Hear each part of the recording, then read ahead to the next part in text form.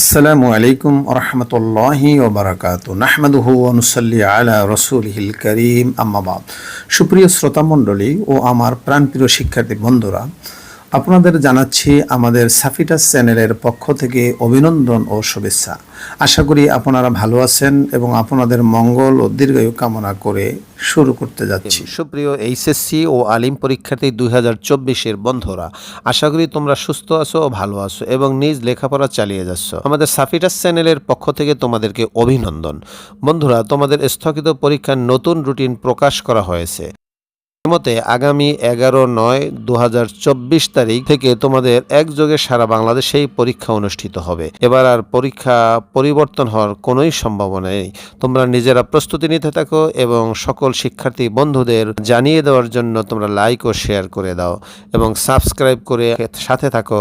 তোমাদের সুস্বাস্থ্য কামনা করছি। আল্লাহ।